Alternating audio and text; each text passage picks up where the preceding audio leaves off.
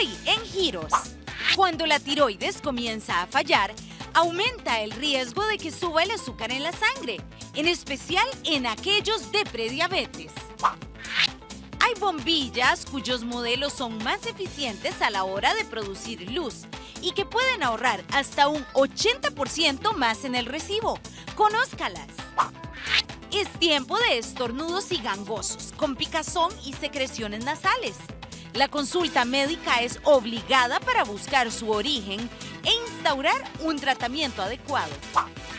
Muchos se preguntarán por qué unos cabellos son más grasos que otros y qué hacer para eliminar esa grasa sin resecarlo.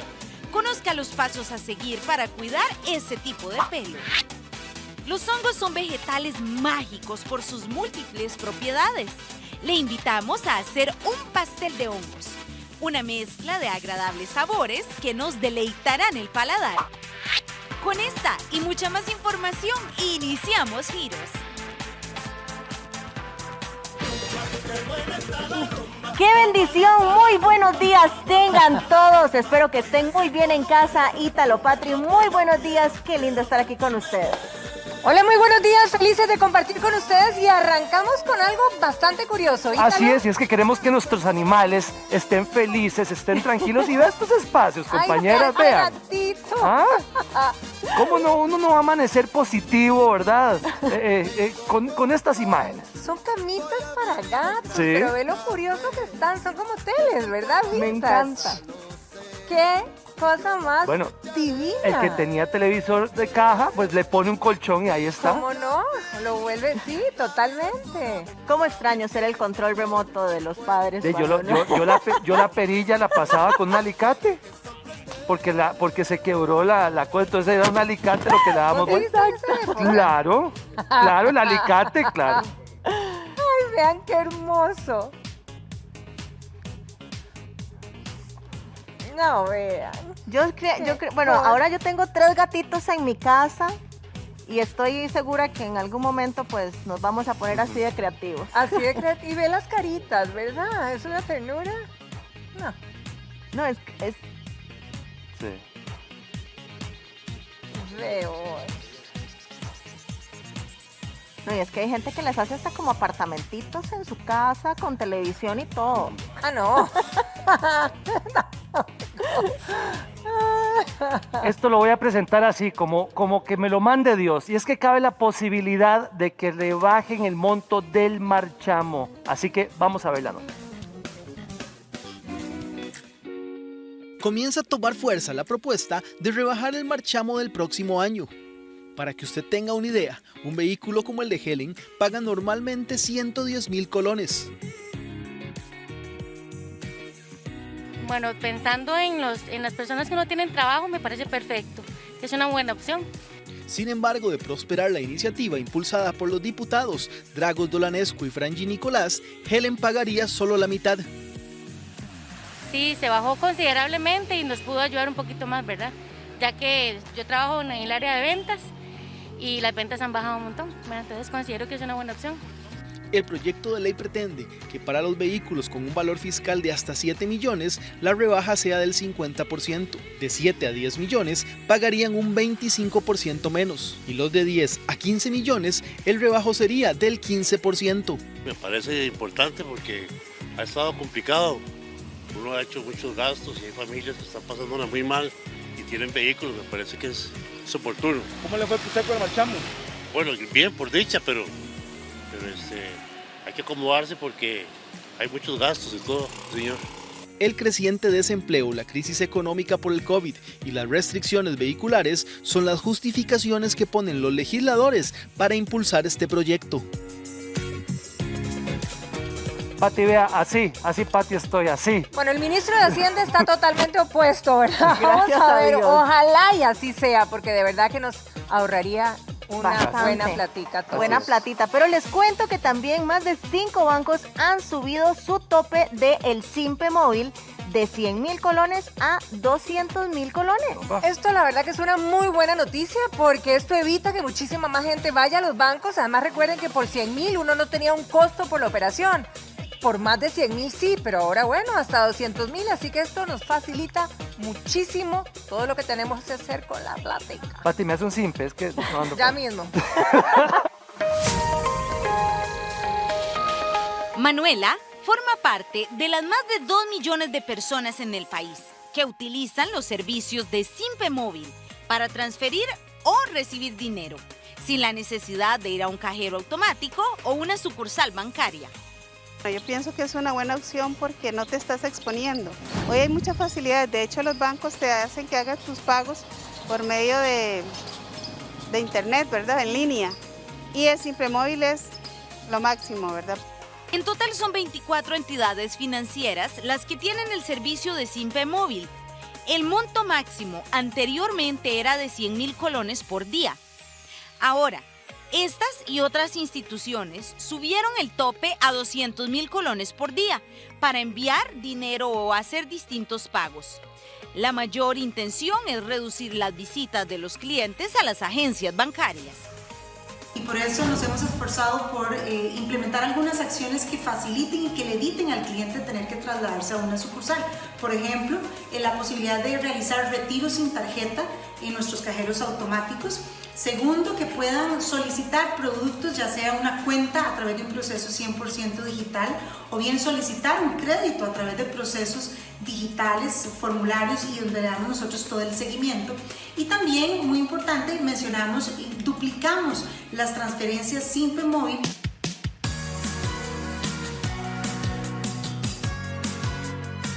Según datos del Banco Central de Costa Rica, el uso de este servicio se disparó con la pandemia. El número de transacciones liquidadas por medio de Simpe Móvil pasaron de cerca de 6.2 millones en el 2019 a aproximadamente 55 millones de colones en el 2020. A esto se suman otras estrategias para hacer los servicios virtuales y evitar al máximo las visitas a los bancos. Simpe Móvil, que en este caso va a tener la oportunidad de movilizar hasta 200,000 colones diarios, pero también puede realizar revisión de sus saldos en colones, en dólares, y también de la misma forma puede generar pagos o recargas al celular. Las transferencias por servicios de Simpe Móvil son completamente gratuitas. Los bancos no deberían cobrarle comisión por el monto límite que establezcan para transferir o recibir dinero desde su celular. Bueno, buenas noticias, 200,000 colones, pero seguros. Pero ustedes recuerdan este último golpe, pensar en algún momento insólito, tener tantísimo dinero guardado en casa. Y no saber qué en hacer. una casa. ¿Ah? Se decomisaron sumergibles, terrenos, no sabían dónde guardar el dinero, hasta un carro de $380,000, así como lo escuchan. Increíble, pero esto sucedió aquí y la verdad que hoy le damos un aplauso a nuestra seguridad. Vamos a ver.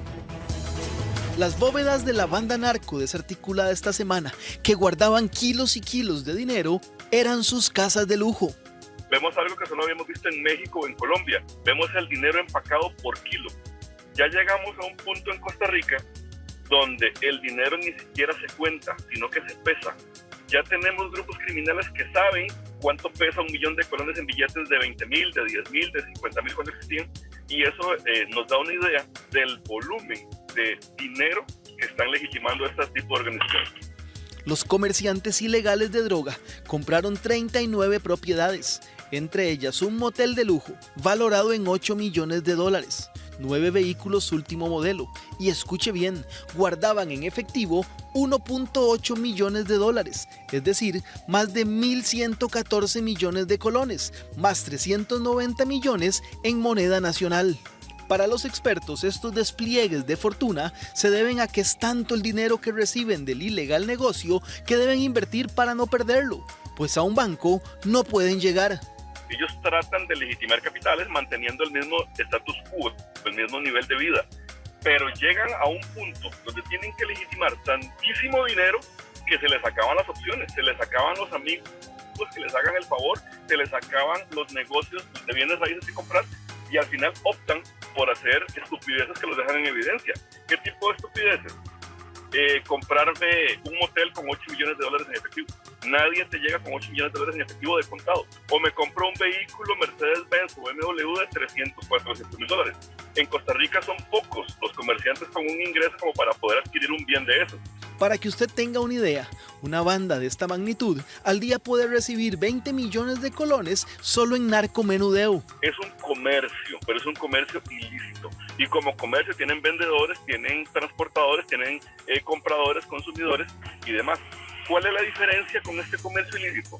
Que cuando un integrante le queda mal a otro, o hay una deuda de dinero, o hay una deuda laboral, yo no puedo dirimirla en los tribunales de justicia, sino que debo contratar sicarios, debo contratar asesinos, debo contratar maleantes, guaruras, guardaespaldas, que me permitan hacer el cobro de la deuda.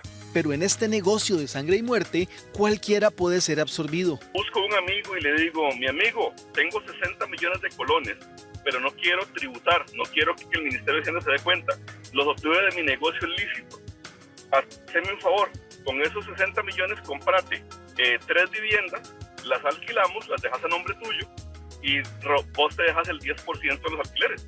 Hoy por hoy tenemos en Costa Rica a muchos ciudadanos que no es alcahuetería, no es justificarlos, pero están haciendo negocios con personas que están utilizando dinero de legitimación. Y el socio o la persona que hace negocios con este legitimador no sabe el origen de los recursos. Los intereses de ese dinero son distribuidos en un 30% para el IAFA, otro 30% para las policías, 30% más para las ONG y un 10% para darle mantenimiento a los bienes incautados.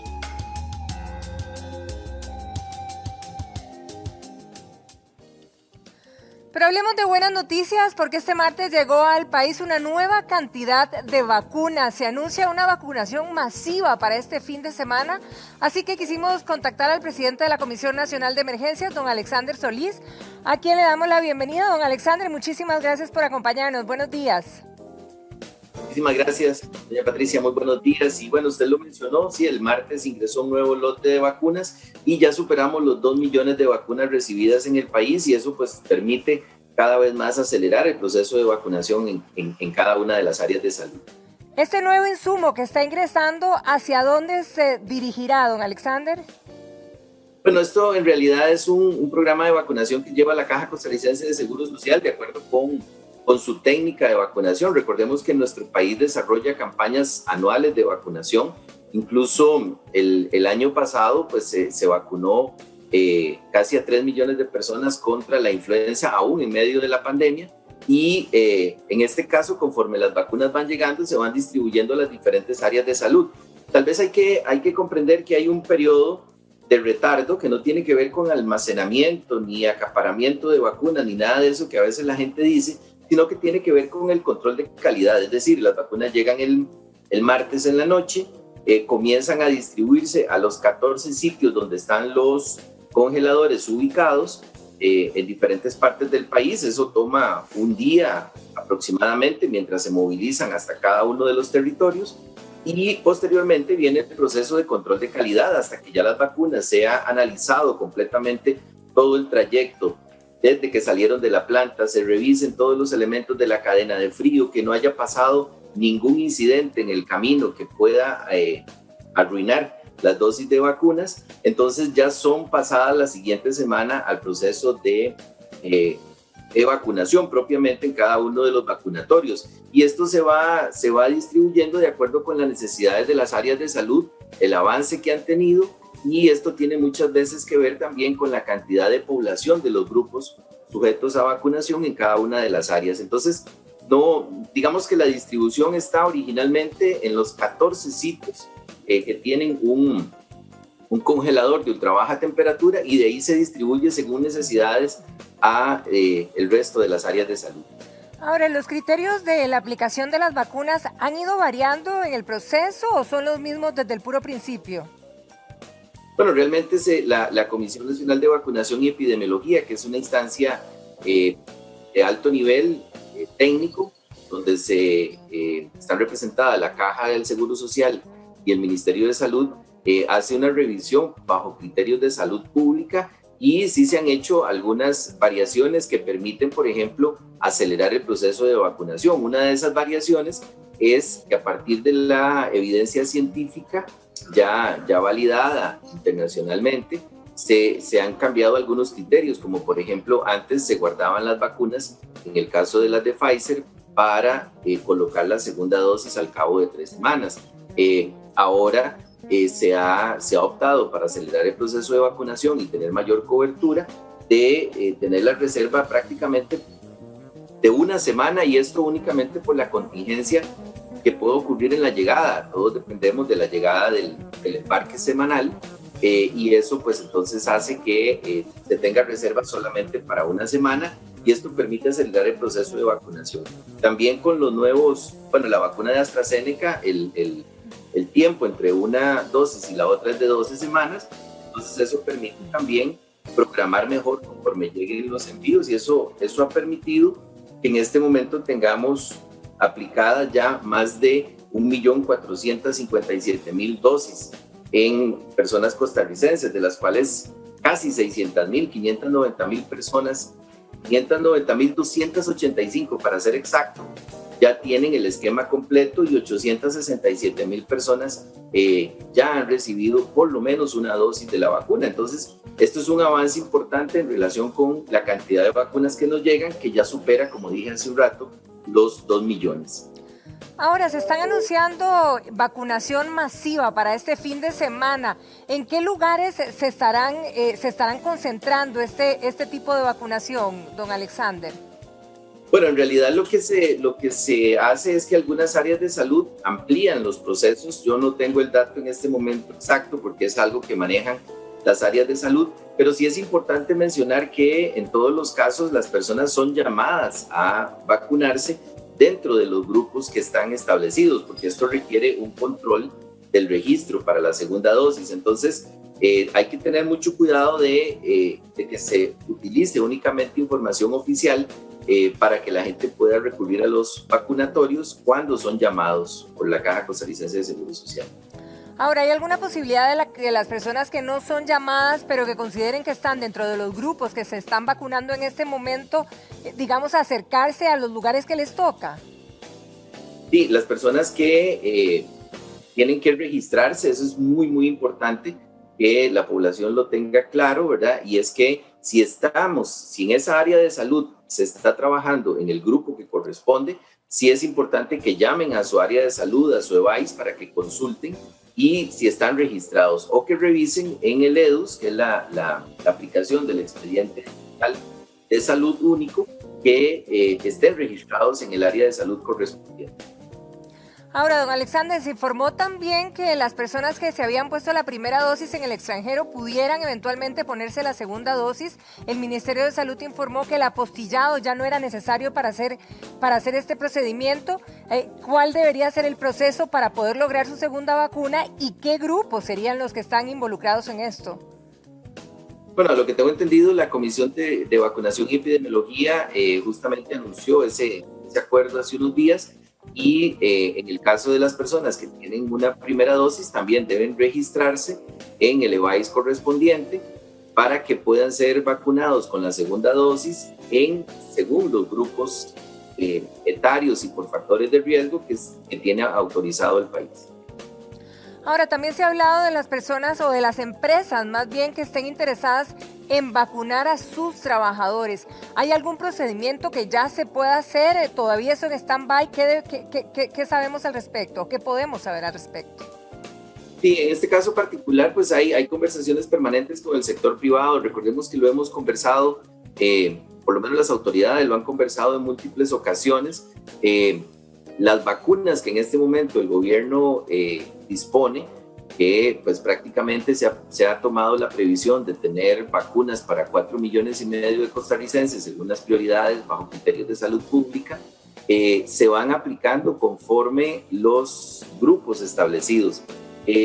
Se trabaja en forma permanente no solamente con el sector privado acá en el país, sino también con los gobiernos y las casas farmacéuticas para poder encontrar el momento en que el sector privado pueda traer sus vacunas. ya sea para aplicarlas a sus trabajadores y de esta forma contribuir a la aceleración del proceso de vacunación, o también para comercializarlas de forma tal que las y los costarricenses tengamos acceso a adelantar bajo la adquisición por la vía privada de la vacuna si lo consideramos necesarios. Sin embargo, lo que tenemos en este momento es un problema de disponibilidad de vacunas en el mundo, es decir, todos los países están comprando, están tratando de acelerar. Nosotros estamos recibiendo las vacunas de los contratos que previsoriamente firmamos desde el año anterior y pues en este momento por cualquiera de las casas farmacéuticas o de las vacunas que ya están aprobadas y aún de las que no tienen una aprobación de una agencia estricta de regulación, lo que se nos ha informado es que pues, se requiere más tiempo, no estarían llegando en este primer semestre. Algunas hablan de tener disponibilidad hasta para el 2022, pero son esfuerzos que se mantienen en forma permanente en una mesa de trabajo con diferentes sectores sociales y también participando activamente de estos procesos de negociación. Ahora bien, la restricción por carros impares y pares, bueno, por las placas, llega a su final este domingo. Y la pregunta de todos los costarricenses es, bueno, ¿qué pasará, don Alexander, a partir de este lunes? Bueno, eso se está trabajando en diferentes grupos técnicos, analizando también la información con la sala de análisis de situación. Mantendremos las reuniones que hemos estado manteniendo también con los diferentes sectores en las mesas de trabajo que están instauradas y entre lo que resta de la semana se estará anunciando cuáles son las medidas que van a prevalecer durante el mes de junio. Lo que sí es importantísimo mencionar es que no debemos bajar la guardia, es decir, en este momento hemos logrado una reducción de casos en esta semana epidemiológica, pero es el comportamiento que normalmente observamos cuando llegamos al pico más alto de una ola y ahí comienza a fluctuar, y el hecho de que hayamos bajado 1,000 casos esta semana respecto de la semana anterior realmente no tiene mayor impacto en la atención hospitalaria porque seguimos bajo un umbral muy alto, un umbral que no hemos tenido durante toda la pandemia. Estamos hablando de 2.500 casos nuevos por día. Por eso justamente ayer lanzamos el reto de firmar ese pacto, ese compromiso con el país para frenar la ola, porque de otra manera no es sostenible para las próximas semanas mantener ese aumento sostenido de casos, así que necesitamos bajar fuertemente eso para poder tener en las próximas 2 o 3 semanas una mayor holgura en el sistema hospitalario y que todas las personas que enfermen puedan tener acceso a servicios de salud de calidad, también para poder desahogar esa saturación que está afectando enormemente no solamente a las personas que enferman, sino también a las personas que están atendiendo en la primera línea de trabajo, a todas las personas que enferman. Así que el reto está en prevenir el contagio y eso se logra solo en nuestra casa, en nuestra comunidad, en nuestro centro de trabajo, a partir de la mejor vacuna que tenemos en este momento, que es mantener el distanciamiento, no romper la burbuja social, usar la mascarilla, lavarnos constantemente las manos, no desarrollar actividades que nos expongan a riesgos mayores. Ese es el trabajo que nos toca a todas y todos, en tanto logramos acelerar el proceso de vacunación conforme la disponibilidad de los biológicos en el mundo, que es en lo que estamos trabajando día a día para lograr traer más vacunas al país. Bien, don Alexander, muchísimas gracias por toda esta información y sobre todo por la reflexión final. Seguimos cuidándonos, esperamos que las cosas mejoren. Nos vemos pronto, si Dios lo permite. Que pase un feliz día. Muchísimas gracias a ustedes también. Muy buenos días. Mari. Y las autoridades están haciendo un llamado de atención debido a la cantidad de medicamentos de contrabando que se están vendiendo libremente en San José. En las inmediaciones de la iglesia La Merced, un grupo de mujeres se mantiene de forma permanente en las aceras. En las imágenes de las cámaras de la Policía Municipal de San José, vemos cómo incluso están sentadas en las bancas del Parque Braulio Carrillo.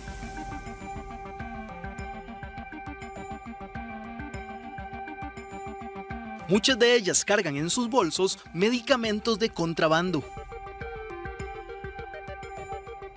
A las autoridades lo que más les preocupa es que ahora han diversificado los productos que ofrecen. La policía les ha decomisado desde pastillas anticonceptivas que no funcionan hasta ansiolíticos y medicamentos para la depresión. Por cuenta de Policía Municipal hemos reportado el decomiso de psicotrópicos o de antibióticos que son de venta exclusiva con receta médica, y cómo no solo existe una venta, sino que existe una receta de medicamentos, lo que convierte a vendedores ambulantes no en vendedores per se por los medicamentos que ofrecen, sino en una suerte absolutamente informal de farmacéuticos improvisados violentando otras normativas. Pese a que las personas que se dedican a este peligroso y ilegal negocio están plenamente identificadas, es poco lo que las autoridades pueden hacer. Los decomisos son constantes. Generalmente son vendedores reincidentes. A una misma persona le podríamos ya tener un registro de 10, 12 o 15 veces en donde la hemos intervenido y retirado medicamentos, y ciertamente hay una dificultad legal para poderlos procesar, para poderlos judicializar. La gente en casa espera que la policía detenga al vendedor, que le ponga las esposas, que lo traslademos a la autoridad judicial y que la autoridad judicial dicte prisión para esta persona. Eso no ocurre así. Si le ofrecen medicamentos cuando transita por San José, recuerde, lo más probable es que sean placebo o compliquen su salud.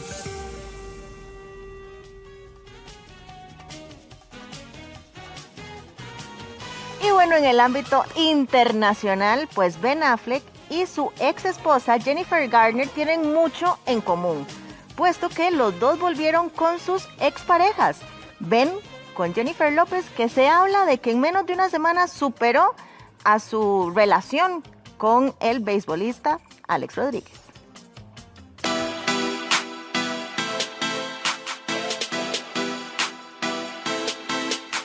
Dicen que donde hubo fuego, cenizas quedan.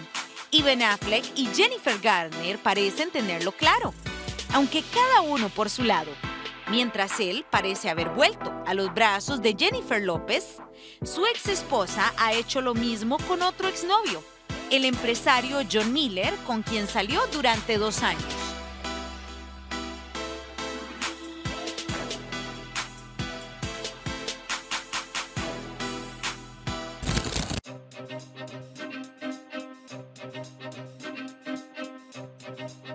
A Jennifer López muchos la critican porque aseguran que superó en menos de una semana su pasada relación con Alex Rodríguez.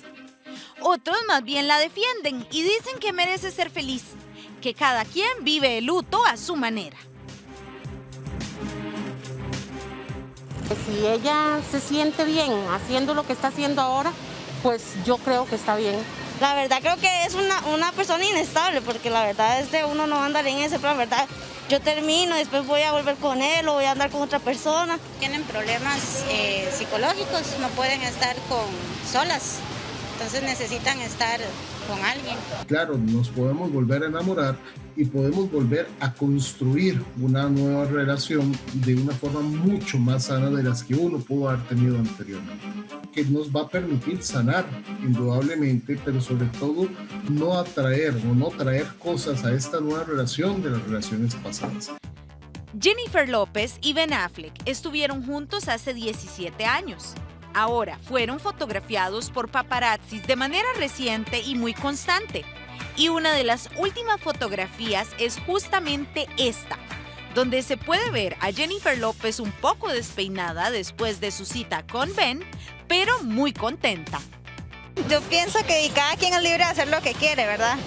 El hecho que sea famosa o no sea famosa igual tiene derecho. O sea, solo ella sabrá cómo funcionó su relación, si le fue bien o le fue mal. Y si salió toda despelucada o algo así, pues dichosa, pues que salió contenta. Yo siento que las mujeres también tenemos derecho de hacer lo que queramos con nuestra vida y pues no está mal. Ella volvió con su ex, no está para nada mal, solo está continuando su vida y yo veo que está muy bien. Por el momento, Jennifer y Ben no han querido etiquetar su relación, pero la vuelta del dúo Bennifer ya volvió locos de emoción a sus miles de fans.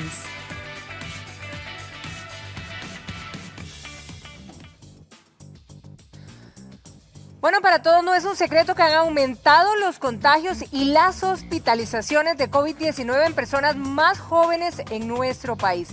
Por eso el día de hoy queremos hablar con el doctor Roy Wong. Él es epidemiólogo de la Caja Costarricense del Seguro Social y conocer sus criterios al respecto. Así que vamos a darle la bienvenida. Doctor Wong, muy buenos días, bienvenido. Muchas gracias por la invitación. Un gusto hoy compartir con ustedes. Así como lo decíamos, doctor, han aumentado los casos con respecto a gente joven. ¿Cuál es el criterio de ustedes con esta situación?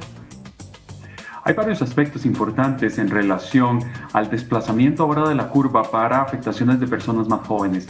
Y uno de estos aspectos importantes que se están llegando a tener y que influyen directamente es justamente la presencia de la vacunación o la estrategia de vacunación en población más vulnerable, en donde justamente entonces la protección comienza a llegar a este grupo especialmente afectado, que ha sido el grupo de adultos mayores. Conforme la vacunación ha ido avanzando en el grupo de adultos mayores, entonces la curva comienza a desplazarse hacia grupos más tempranos de la vida. Pero hay otros aspectos también que comienzan a influir directamente sobre esto. Y en este aspecto es importante recalcar la presencia de nuevas variantes en la infección de ahora o produciendo infecciones en la pandemia, y entonces justamente una relajación de las medidas, que justamente ese es el tercer elemento importante, relajación de las medidas, no respeto de las medidas de forma estricta de prevención del contagio, vamos a tener que es una combinación bastante inadecuada desde el punto de vista entonces de que faltando las medidas de prevención, estas variantes que generan mayor contagio, entonces generan mayor afectación en la población que todavía no desarrolla una protección inducida por la vacuna, porque todavía la vacuna no ha llegado a estos grupos de población. Eso es lo que se considera de que está explicando el por qué grupos más jóvenes de la vida, más jóvenes de edad, están siendo afectados por el virus. Ahora, y si repasamos, y me encantaría repasar las cifras, por ejemplo, lo que pasa en Chile, ¿verdad? Hay índices de hospitalización de menores de 39 años, está aumentado en un 70%. En los Estados Unidos también hablamos que hay personas entre 20 y 30 años hospitalizadas por COVID-19, muchas más personas que de 70 años promedio. ¿Cuál pudiéramos, analizando un poquito el panorama en nuestro país, cuáles pudieran ser un poco los números o estadísticas? Justamente podemos ahora visualizar que si lo vemos prácticamente en el último trimestre del año pasado, comparado con los primeros meses, podríamos decir que los primeros 3-4 meses de este año, vamos a tener de que en el número de hospitalizaciones promedio que se han tenido en los hospitales, se ha reducido la edad aproximadamente en unos 19 años promedio en personas que requieran hospitalizaciones en servicios críticos o severos. Es decir, antes hospitalizábamos personas de más avanzada edad, en donde rondaba aproximadamente los 65 a 70 años, y ahora estamos alrededor de los 50, 55 años promedio de edad. Es decir, hemos reducido, se ha reducido la afectación en el grupo de población en 20 años promedio, es decir, 20 años más jóvenes las personas que se están enfermando gravemente. Que recordemos de que ese es el objetivo fundamental de la vacunación, es decir, prevenir enfermedad grave o la muerte. Sí, efectivamente, porque eso refleja durante la pandemia en general. Empezamos con adultos mayores, luego vimos a muchísima gente que la afección era desde los adultos mayores para más abajo. Hablábamos de la gente con factores de riesgo, pero ahora vemos tanto joven, ¿verdad?, afectado, pero no solo eso, afectado, hospitalizado e incluso en la unidad de cuidados intensivos. Y uno dice, ¿cuál es el panorama, digamos, de los jóvenes de estar en la UCI? Sí, definitivamente. Esta es una enfermedad que realmente no solamente podemos verla de manera transitoria, es decir, de manera que ya llegó, pasó y me olvido de esto. Lamentablemente tenemos que saber de que cuando una persona es afectada con una enfermedad como por ejemplo es COVID, tenemos que al desarrollar eventos que lo lleven a una unidad de cuidado intensivo o inclusive hasta una hospitalización, las secuelas que pueden quedar posteriores a esta hospitalización o a este evento que realmente desarrolla enfermedades que requieran cuidados especializados o cuidados hospitalarios, lamentablemente tenemos que decir de que dejan secuelas por muchas semanas o inclusive meses. Algunas de estas secuelas todavía no se conocen si van a ser secuelas permanentes en la vida o si van a ser secuelas por un largo periodo de recuperación. Y es por esto que también el llamado a la conciencia de que esto no va a ser, de que si adquirimos una infección de este tipo no va a ser una infección transitoria, sino podría ser una infección que nos demore o que nos lleve a consecuencias por muchas semanas de nuestra vida y que por supuesto con limitaciones importantes en las actividades habituales. Ahora, doctor Wong, ¿cuál es el cuadro promedio, digamos, con el que llegan los jóvenes contagiados de COVID-19? Bueno, hoy en día ha cambiado, las cosas han cambiado de forma significativa y es por esto que también el Ministerio de Salud, de forma muy acertada, con este cambio en el comportamiento que hemos llegado a tener, ha cambiado la definición de qué es un potencial caso sospechoso. Antes se decía de que se tenía que tener como síntoma fundamental la presencia de fiebre y de tos. Y de ahí en adelante podríamos agregar cualquiera de los otros síntomas que se pudieran llegar a tener. Sin embargo, ante este cambio en el comportamiento y producto posiblemente también de la presencia de otros factores como por ejemplo el que se comience a confundir o que se comience a ser muy parecido a los cuadros gripales convencionales que conocemos todos los años, producto que se presentan en la época lluviosa, vamos a tener de que ahora es prácticamente presencia de síntomas tal y como lo presentamos en una gripe. Pero justamente tenemos que recordar entonces de que ante la presencia de estos síntomas, ya sea que desarrollemos, que nosotros mismos lo desarrollemos o cualquiera de nuestros familiares o amigos lo desarrollen, vamos a tener de que tenemos que alertar de que es un caso sospechoso de COVID y que hay que hacerse la prueba. Hoy en día la presencia solamente de tos de inicio reciente es un caso sospechoso.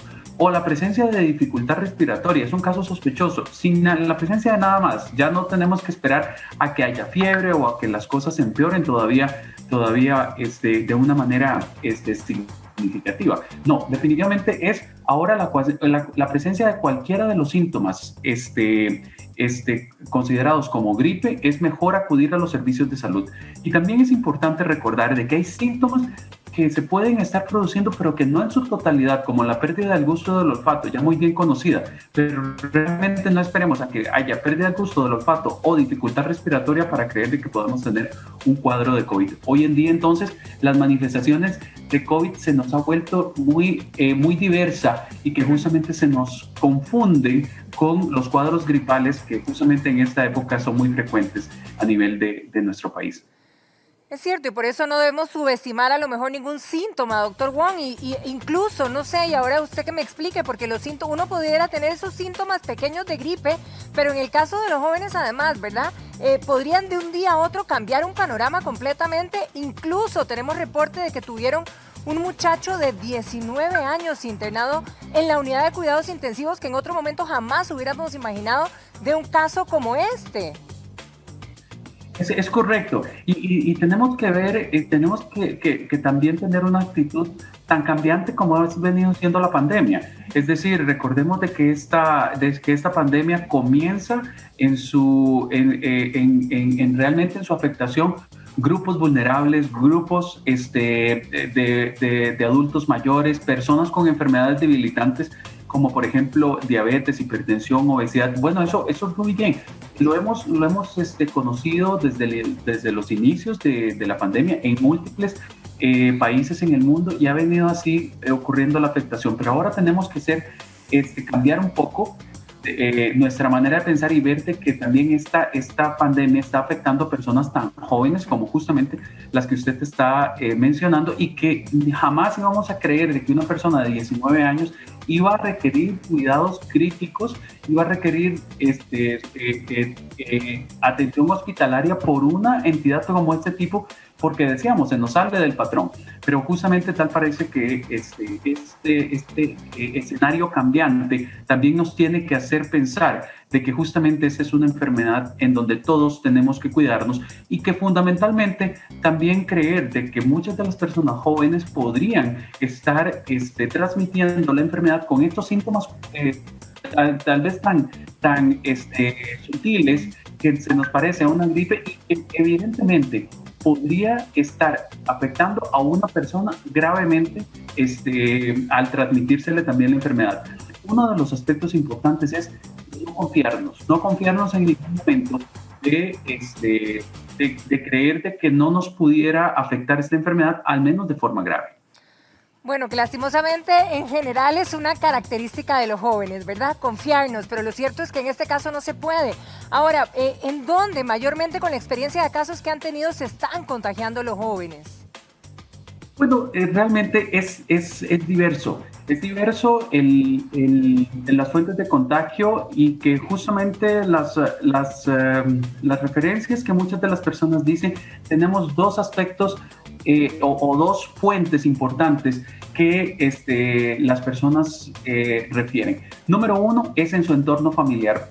Y entonces es muy importante el llamado protejamos nuestra burbuja. El proteger nuestra burbuja es algo sumamente importante porque justamente casi el 40% de las personas han referido de que han tenido un contacto, un contacto, en su caso actualmente presente, un contacto con un familiar cercano. Y entonces eso es algo sumamente importante. Y también recordemos claramente cuál es el concepto de burbuja. Es decir, mis amigos cercanos o mis amigos de siempre o mis amigos con los que vemos los partidos de fútbol, nos reuníamos siempre antes de la pandemia, realmente, es decir, no cambiemos el concepto de burbuja. Entonces es importante el entorno familiar, siempre proteger ese entorno familiar que se llega a tener. Y existe otro muy, muy importante y relacionado también con esto, que es el contacto con amigos cercanos. El hecho de tener un amigo cercano y que justamente tuvimos una conversación, eso no quiere decir que no tengamos que seguir las medidas de prevención del contagio. Y es por eso entonces que volvemos a llegar a decir no ser confiado, no por ser mi amigo, no ser por ser mi familiar cercano, no seguir las medidas, sino más bien hoy en día fortalecer estas medidas justamente para bloquear el contagio. Y es aquí en donde viene una de las principales estrategias que se tiene hoy en día para prevenir y controlar la curva.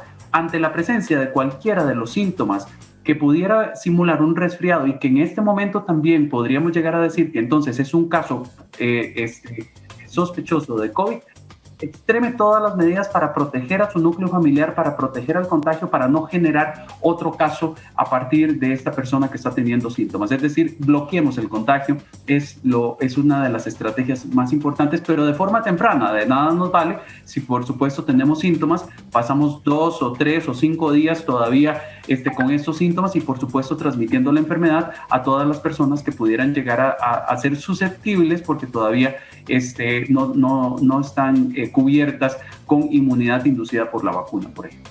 Ahora, hay muchos reportes, digamos, en el caso de los jóvenes con respecto a sus lugares de trabajo, doctor.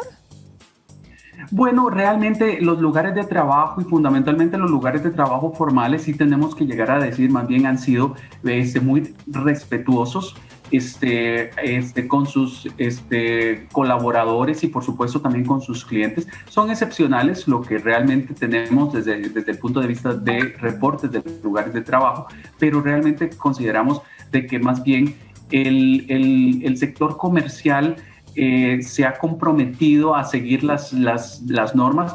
Evidentemente hay sectores que todavía pueden tener fallas en las medidas de prevención del contagio, pero realmente podríamos decir que en términos generales ha sido un sector muy comprometido y que posiblemente, claro, ellos han sido uno de los principales afectados con este proceso de la pandemia desde el aspecto económico y están protegiendo su sector, pero realmente no son dentro de las fuentes de contagio más frecuentes que pudiéramos identificar. Ahora, ¿hay reporte alguno o manera de saber si ha habido un alto índice o un índice promedio, no lo sé, de contagio en los buses, doctor?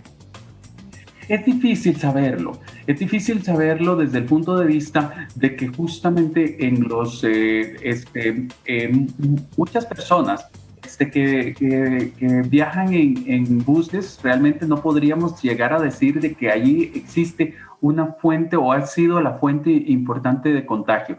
Consideramos más bien de que las fuentes de contagio están más debidas a un proceso de que estamos creyendo de que reuniones periódicas o reuniones a veces hasta fortuitas, es decir, ocasionales, con una persona conocida, realmente nos da la licencia o el permiso de poder no seguir las medidas de prevención del contagio. Por eso no creería, y no tenemos datos que nos lo puedan justificar, que las fuentes de contagio puedan ser los sistemas de transporte público. En ese sentido, más bien creería, y sería eso sería una observación, de que más bien las personas también ven el riesgo de lo que podría ser un transporte público, y más bien consideraríamos de que ahí extreman las medidas justamente porque viajan personas que no conocemos, porque podría haber cierta aglomeración en la fila previo a subirse al autobús, etcétera. Es decir, no tenemos un registro que pudiéramos llegar a decir de que fuera por el transporte público. Ahora, doctor, el impacto de la hospitalización, del paso y la recuperación, digamos, de un paciente en UCI cambia entre adultos mayores o personas de mediana edad y los jóvenes, que ahora es el target que nos está interesando. Sí, es importante en esto, que si bien es cierto, y en eso sí tenemos que decir, posiblemente las secuelas que pudieran llegar a quedar en una persona adulta mayor vayan a ser unas secuelas de manera más permanente y de forma más forma que lleven a mayor discapacidad en este grupo de población. Sí tenemos que ver de que no son nada despreciables las secuelas que pudieran llegar a quedar en personas jóvenes. Y entonces es decir, aquí nos lleva entonces a la reflexión de que el joven o estar en los grupos más jóvenes de la vida no es una garantía de que justamente nos lleve a que el virus vaya a tener un curso benevolente en las personas. Ni en el periodo propio de la infección, ni en el periodo posterior a las secuelas que pudieran quedar en estas personas. Como le comentaba previamente, no podríamos llegar a decir si algunas de esas secuelas van a ser permanentes en la vida, y sabiendo de que son personas tan jóvenes, saber que una secuela permanente que le acompañe por el resto de su vida, sabemos la carga que esto podría llevar a generar desde el punto de vista personal, familiar, laboral, en todos los ámbitos de la vida de las personas, y esto es algo sumamente importante de tener presente. Sin embargo, entonces, no por el hecho de ser jóvenes podríamos llegar a afirmar de que estas secuelas no vayan a ser considerables, que lleguen a algún grado de discapacidad en las personas afectadas de este grupo de personas más jóvenes. Doctor Wong, muchísimas gracias por habernos regalado este tiempo esta mañana. Le deseo un feliz día y esperamos vernos pronto y con mejores noticias. Muchísimas gracias. Así es, muchísimas gracias para ustedes, un muy buen día también. Gracias. Bien, y ahora, ¿qué tal si nos dedicamos a nuestra tiroides? Ítalo. Así es, Patricia, esto hay que prestarle atención, porque cuando falla la tiroides hay alta probabilidad de que usted se le dispare el azúcar en su sangre, más si es diagnosticado prediabético. Para hablar un poquito más del tema, estamos con el endocrinólogo Christopher Mora Aguilar. Bienvenido, doctor. Muchas gracias, Ítalo. Un gusto estar por acá. ¿Por qué al fallar la tiroides hay riesgo que se dispare el azúcar, doctor? Ok, para entender este concepto hay primero que tener en cuenta 3 órganos principales. Entonces, para eso tenemos esta maqueta acá. Por acá abajo, detrás del hígado más o menos, está oculto lo que es el páncreas. El páncreas es un órgano que produce una hormona llamada insulina, que es la que nosotros ocupamos para meter azúcar en nuestras células. ¿Okay? El hígado, por su parte, tiene la posibilidad de producir glucosa por sí mismo. Esto lo vamos a ocupar para entender cuál es el papel de la tiroides en la diabetes y en la prediabetes. La tiroides es este órgano que tenemos por acá, que está de color rosadito. Chiquitita, pero ¿cómo molesta, doctor? Sí, es una causa de consulta muy frecuente para nosotros los endocrinólogos y en general para los médicos. Este órgano todo el mundo lo tiene. Hay que saber que cuando un paciente le llega y le dice a uno que tiene tiroides, lo que hay que preguntarle es qué tiene en la tiroides, porque todo el mundo tiene tiroides.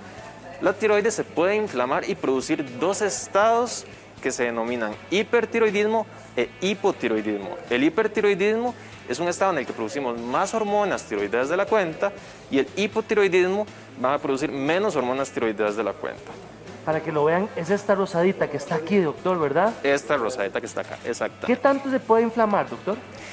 Existe una condición que se llama bocio, que simplemente es una tiroides que está aumentada de tamaño. El bocio mal controlado puede llegar a ser gigantesco. Hemos tenido pacientes en los que tenemos tumores de 3 kilogramos en la tiroides. No es muy frecuente ya por dicha al día de hoy, pero cuando ocurren este tipo de inflamaciones podemos llegar a un estado de resistencia a la insulina que nos puede producir problemas de azúcar. Doctor, el riesgo de una persona prediabética que tiene problemas en la tiroides puede avanzar esa diabetes ya tipo 2. Sí, hay estudios que han demostrado que más o menos 1 o 3 de cada 10 personas prediabéticas que tienen problemas de tiroides pueden avanzar a una diabetes tipo 2, sobre todo si no tenemos unos estilos de vida saludables. Entonces, en un paciente prediabético que además tiene problemas de tiroides, hay que tener una buena alimentación y hay que hacer actividad física si queremos quedarnos en ese estado de prediabetes. ¿Okay? Doctor, una paciente con hipotiroidismo tiene mayor riesgo de desarrollar la enfermedad, aunque tenga los rangos normales. Sí, hay algunos estudios que han demostrado que a pesar de que mantengamos hormonas tiroideas dentro de un rango normal, existe una posibilidad de más o menos un 10% de avanzar a diabetes tipo 2. Y esto se correlaciona sobre todo con los estilos de vida del paciente. Por eso hay que ser muy enfático en esto. El paciente tiene que tener una alimentación saludable, que la gente cree que alimentación saludable es simplemente no consumir azúcar. No es tan sencillo. El azúcar es algo que nosotros ocupamos para vivir, pero tenemos que consumirlo en una cantidad moderada. Una persona que ya es diagnosticada la tiroides debe hacerse pruebas de azúcar frecuentemente, doctor. Con esto hay un poco de controversia. Al día de hoy no hay una indicación que nos den las asociaciones internacionales. Ahí nosotros lo que hacemos es principalmente ver qué factores de riesgo tiene el paciente para padecer de diabetes. Si tiene sobrepeso, si tiene una alimentación que no es saludable, si es muy sedentario, si tiene alguna otra enfermedad, si tiene antecedentes heredofamiliares, es decir, si mis papás tuvieron diabetes, yo tengo más riesgo. Entonces, nos vamos a enfocar principalmente en esos factores para determinar cada cuánto le vamos a hacer exámenes de azúcar al paciente. La recomendación dice que más o menos una vez al año deberían hacerse exámenes de azúcar. ¿Cómo nos puede afectar una tiroides maltratada en los niveles de azúcar en sangre, doctor? Aquí el problema es que una tiroides que está maltratada va a hacer que los niveles de azúcar vayan aumentando por esta resistencia a la insulina que se va produciendo a lo largo del tiempo. Hay casos muy raros en los que más bien el hipotiroidismo, que es una tiroides que está funcionando muy poquito, puede hacer que el paciente tenga bajonazos de azúcar, pero esto no es muy frecuente, ya es en casos muy severos de hipotiroidismo. Usualmente lo que se va a ver es que los niveles de azúcar van a ir aumentando. ¿Cuáles son esos síntomas, doctor, que uno dice, ah, no, tengo la tiroides jodida, que uno dice, ¿verdad? O la tengo mala, o la tengo enferma? Ok, aquí tenemos que hablar de las dos condiciones, tanto el hipo como el hipertiroidismo. El hipertiroidismo es menos frecuente, pero es una presentación más grave. Son síntomas inespecíficos, pero que sumados todos nos van a dar un cuadro muy típico. Pérdida de peso, taquicardia, lo que la gente llama palpitaciones, vamos a tener sudoración, mucho cansancio, insomnio, nerviosismo y temblor en las manos. Esto nos indica que el paciente podría tener un hipertiroidismo. Por el contrario, un hipotiroidismo vamos a tener aumento de peso, sin embargo, aquí hay que ser muy claro que no es lo que la gente cree, 20, 30 kilos, no. Son unos 5 kilogramos más o menos lo que el paciente podría aumentar de peso. Puede tener estreñimiento, puede tener caída del cabello, piel reseca, intolerancia al frío. Son síntomas que realmente son muy inespecíficos, entonces hay que tener un nivel de sospecha muy alto para sospechar que el problema es tiroideo. Doctor, nos escribe Victoria, tiene 38 años y dice que se siente fatigada todo el día y que sube de peso muy rápido. ¿Puede ser la tiroides? Puede ser, sí. Aquí el problema con el peso es que hay que verlo como un todo, ¿verdad? No podemos echarle la culpa a la pura tiroides únicamente. ¿Y qué pasa, verdad? Sí, es muy frecuente. Al paciente suele llegarle a uno a la consulta, le dice, doctor, tengo problemas de peso, debe ser mi tiroides. No podemos echarle la culpa. Veamos cómo está nuestra actividad física. ¿Que hay que hacer exámenes de tiroides? Sí, hay que hacerlos. Pero no necesariamente esto va a ser la causa de nuestro aumento de peso. ¿Cuáles son los exámenes que me indican problemas con la tiroides? Ok, es lo que la gente suele llamar pruebas de función tiroidea. Son dos que se llaman TSH y T4 libre. Esos son los que nosotros utilizamos para hacer diagnóstico de enfermedades tiroideas. Existen otros que se llaman anticuerpos antitiroideos que pueden aparecer más o menos en el 15% de la población que predicen el riesgo que yo tengo de padecer de la tiroides. Sin embargo, no es una sentencia. Entonces, si nosotros tenemos alteración de estos exámenes de los anticuerpos, hay que hacer pruebas de función tiroidea por lo menos una vez al año, más o menos. Vea el caso de Silvia que nos acaba de describir. Silvia tenía problemas de tiroides a los 28 años. Ella ya tiene 43 o 44 años y dice que está sintiendo lo mismo que sintió a los 28, después de haberlo controlado. Aquí existe una controversia en la que se han enfrascado algunas asociaciones muy recientemente, en la que se dice que el tratamiento usual para el hipotiroidismo, que es una pastillita que se llama levotiroxina, no necesariamente nos va a curar los síntomas, porque existe cierta tendencia a nivel ya del cuerpo de que esa pastillita no se convierte necesariamente a la hormona tiroidea activa. Entonces, hay estudios que se están realizando o que se están planteando de combinar la hormona tiroidea que solemos dar los endocrinólogos junto con otra hormona tiroidea ya convertida. Pero esto es algo que no está muy claro al día de hoy. Podría ser esa la causa por la que la paciente tenga síntomas a pesar de estar tomando su tratamiento. Bueno, a doña Lisbeth le acaban de decir el doctor que la van a tener que operar de la tiroides. Ella tiene miedo del postoperatorio. ¿Qué va a pasar después de la vida de la operación? Ok. Primero, por el hecho de no tener tiroides, va a tener que tomar hormona tiroidea en forma de pastilla por el resto de la vida. Toda su vida. Toda su vida. Eso no hay quite. Sí existen complicaciones cuando se hace una cirugía de tiroides. No son frecuentes, por dicha, pero sí hay que saber que pueden pasar. Problemas de la voz, problemas de una sustancia que se llama el calcio, que tiene que ver con las contracciones musculares. Entonces, después de una cirugía tiroidea, puede haber disminución de estos niveles de calcio y en casos, por dicha no muy frecuentes, la persona va a seguir tomando calcio por el resto de su vida, pero no lo más usual. Si hay que operarlo, pues hay que operarlo, y si aparecen las complicaciones, pues las trataremos. Daniela nos escribe, tiene hipotiroidismo y ella dice que tiene dudas en qué momento tiene que subir la dosis. Ok.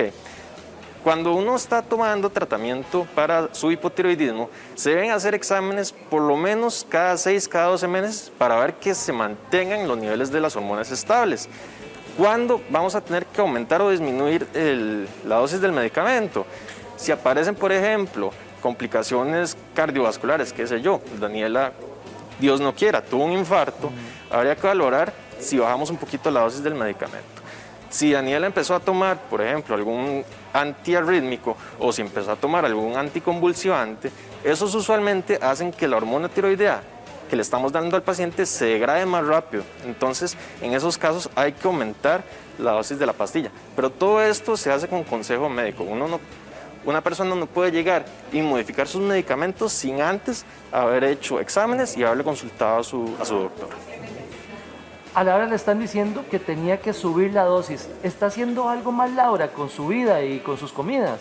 Existe la posibilidad de que no esté tomando bien el medicamento, porque a pesar de que este es un medicamento que se toma para el resto de la vida, la gente empieza a confiar y dice, no, yo ya sé cómo se toma mi medicamento.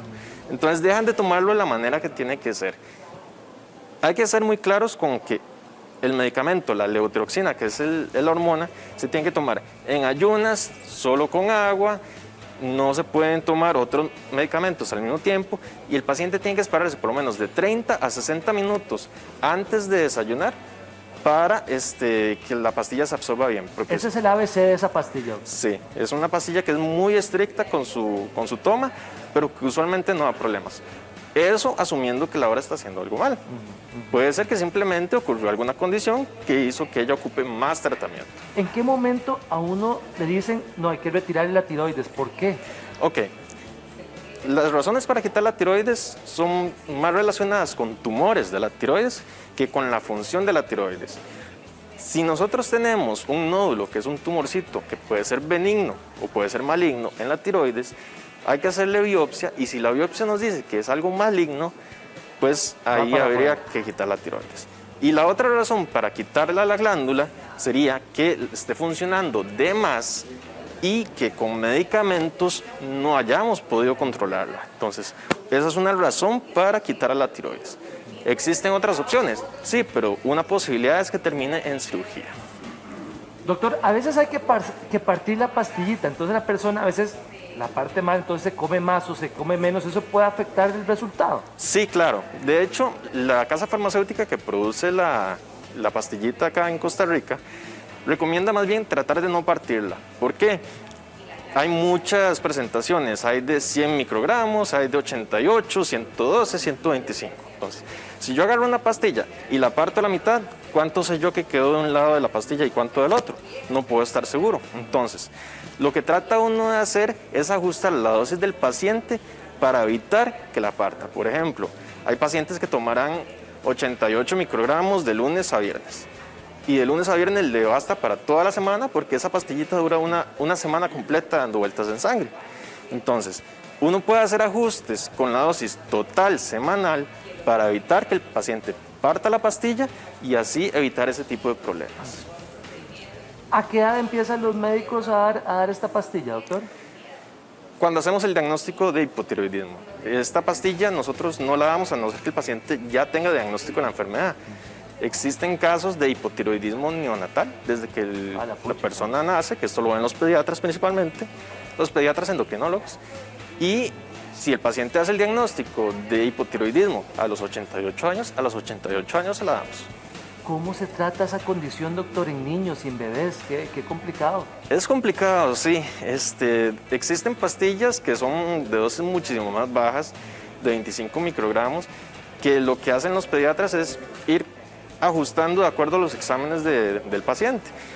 A veces le dan una pastilla lunes, miércoles y viernes, a veces le dan una pastilla todos los días, va a depender mucho del paciente, no hay como una dosis estándar.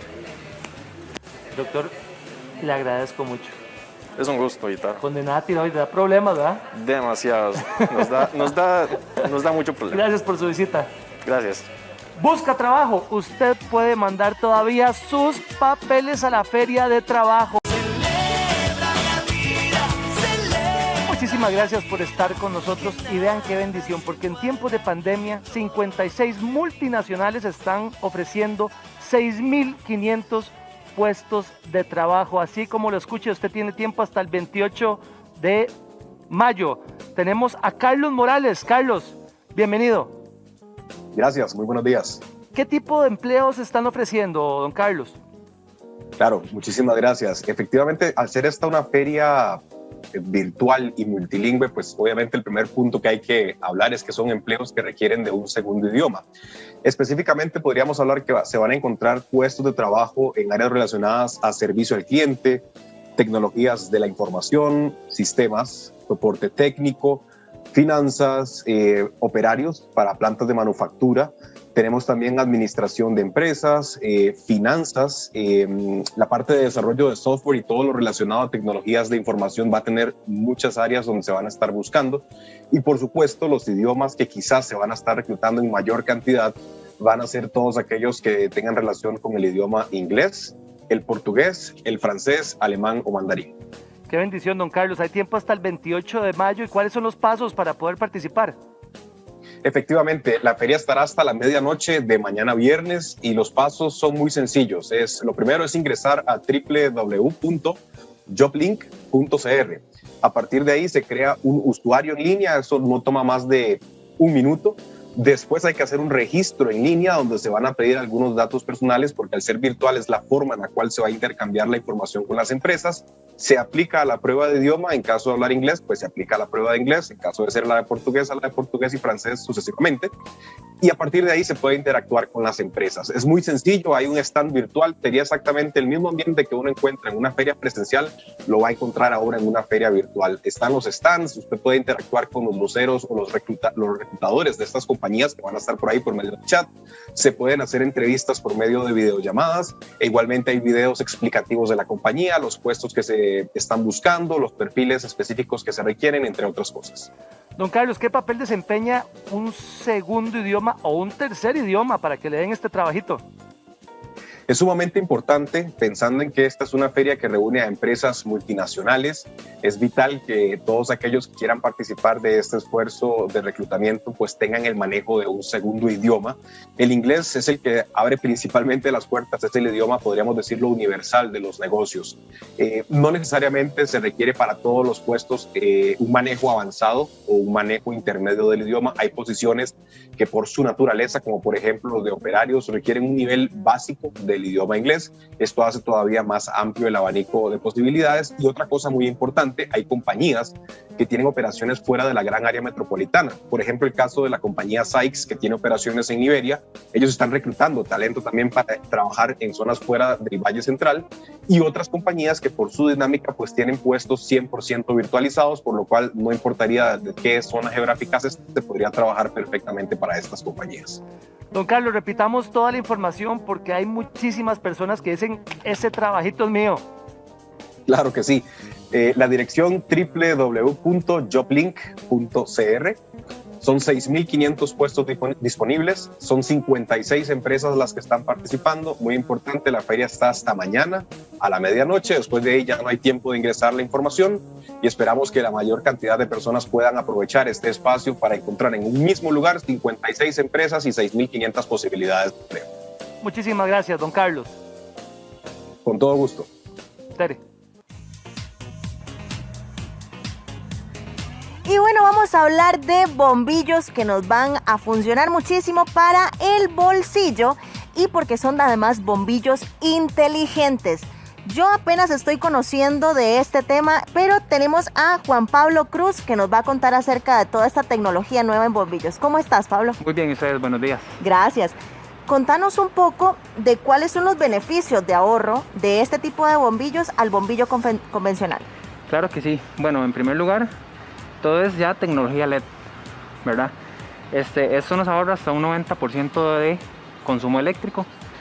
Y en lo particular, digamos, ahora traemos para mostrarles bombillos inteligentes. Este bombillo... Iluminación inteligente más que todo. Este bombillo aquí vemos que hasta tiene ya el telefonito y demás, digamos. ¿Cuál es la función? Ok. Esto todo esta línea inteligente.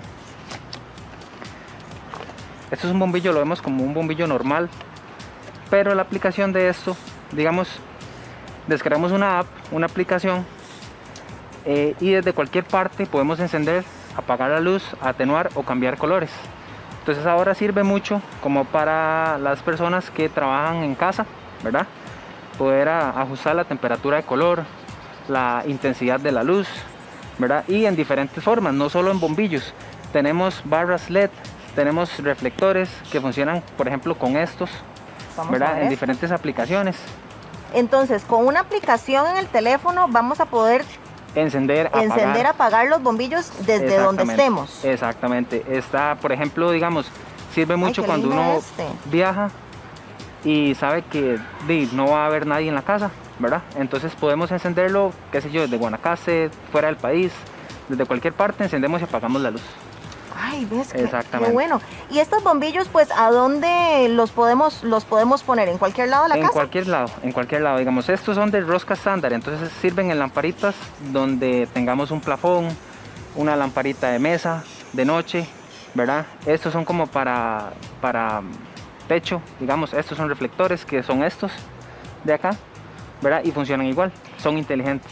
Yo me quedé todavía, ahorita porque realmente me pareció súper interesante que lo podamos hacer desde una aplicación. ustedes nos dan, digamos, si nosotros vamos a adquirir tanto algunos de estos, ustedes nos dan toda la asesoría. Dame un ejemplo. Totalmente, digamos, nosotros como Ferretería Novex asesoramos bastante bien al cliente, lo informamos bastante y le explicamos cómo funciona el producto, ¿verdad? Súper importante, vamos, porque esto es tecnología muy nueva, entonces es importante la asesoría que damos en la ferretería.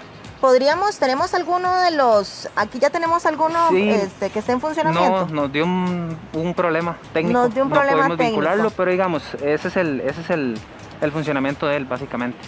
Y bueno, de igual manera, estos bombillos solamente van a tener un tipo de luz, se puede bajar la luz. Exacto, digamos, todo lo que es inteligente acá, podemos cambiarlo de temperatura de color cálida, amarilla, a temperatura de color fría, que es la blanca. Y en colores también. Variedad en colores. Variedad de colores también, si queremos la luz rosada. Rosada, azul, verde, roja, de todos colores. Y todo esto con la aplicación. ¿Esto que tenemos acá qué sería? Eso ya es algo diferente. Y ahí pasamos a lo que sería iluminación de emergencia. Eso es muy importante para las personas, no digamos. Que lo abra. No importa, adelante. A mí me gusta. Tenemos, por ejemplo, vea este. Esto lo que hace, lo colocamos en un plafón. A la hora que se va la luz, él queda encendido por 3 horas. Tiene batería integrada. Y si lo queremos usar portátil, lo tocamos acá y enciende. Vean, espérese, ya se aquí lo quita del plafón y lo anda acá. ¡Ja! Se me prendió el bombillo. Exactamente. Tenemos tres opciones en diferentes precios. ¿Y esto cómo lo cargamos? Eso se carga con el socket. Con el socket normal. Por ejemplo, de aquí. Esto funciona como un bombillo normal. Mientras está ahí, ya se está cargando, entonces. Pero nosotros nos vamos a ahorrar demasiado dinero con este tipo de bombillos. Bastante. Digamos, y funciona como emergencia. Este igual. Este ya, si no quiere, digamos, a las personas que no les guste un bombillo normal, algo más decorativo, esto es un plafón de sobreponer. Cuando se va la luz, él queda encendido. Por 3 horas. Por 3 horas. Exactamente. Exacto. ¿Y qué tanto van a durarme un bombillo de estos? Digamos, yo me compro este bombillo, ¿cuánto es la vida útil de este bombillo? Los bombillos LED andan alrededor de 15.000 horas hasta 40.000 horas de vida útil, lo que son alrededor de 5 años. Tienen muy buena vida útil. Y en comparación con un normal, ¿cuánto podríamos ahorrar en la factura con un bombillo LED a un bombillo normal? Muchísimo. O sea, para que más o menos se hagan una referencia, por ejemplo, este va a consumir 9 watts y va a iluminar como un bombillo de 100, ¿verdad? Entonces, 10 bombillos de estos hacen lo que uno de 100 de los de antes. Ay, no puede ser. Exactamente. Y nos va a ahorrar entonces un 90%. Un 90% menos, en nuestro bolsillo. Y en vida útil, ¿verdad? Ni para qué. Mucho más. ¿Y este bombillo que vos tenés, cuánto tiempo lo podemos usar desconectado? 3 horas. 3 horas. Exacto. Y nos va a dar una excelente luz. Bueno, baja, cuando está en modo de emergencia, baja un poco. Cuando está en el socket, ya ahí sí le da el 100%. Pero cuando está en modo de emergencia, así, ilumina un poquito menos. ¿Y cuánto tiempo tiene que estar cargando para que nos dé esas 3 horas de luz? 1 hora máximo. ¿Una hora? Cargan 1 hora, exactamente. Vean, qué belleza. Vamos a ver, este que tenés por acá, comentame de esta, porque esta me pareció súper interesante. Eso es algo muy decorativo. A ver. Para ponerlo sobre un desayunador, sobre una mesita. Es un colgante. Vamos, ¿cómo decir este? Es algo así, solo que inteligente. ¡Qué lindo! También es inteligente. Este es inteligente. Toda esta línea de Tecnolite Connect es inteligente totalmente. Esto también, ya ahorita les explico un poquito eso. ¿Ves? ¿Quién se iba a pensar que esto es un bombillo? Para ponerlo sobre una mesita, sobre un desayunador, ¿verdad? En una terraza. Me encanta la variabilidad de productos y todo se ve increíble. Te lo dejo por aquí. Bueno, esto ha sido excelente. José Pablo, muchísimas gracias por toda esta información, porque si nos ahorra el bolsillo, para nosotros es muy importante. Claro que sí. Muchas gracias. Con mucho gusto.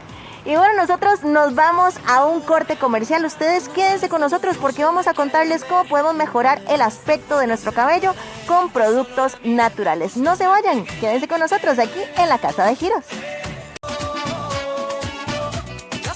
Qué bueno que continúan con nosotros y una realidad es que en este tiempo estamos gangosos, estornudando con aquella picazón o incluso con aquella rinitis que muchos dicen, ¿qué es esto? Que me está saliendo moquitos, es agüita.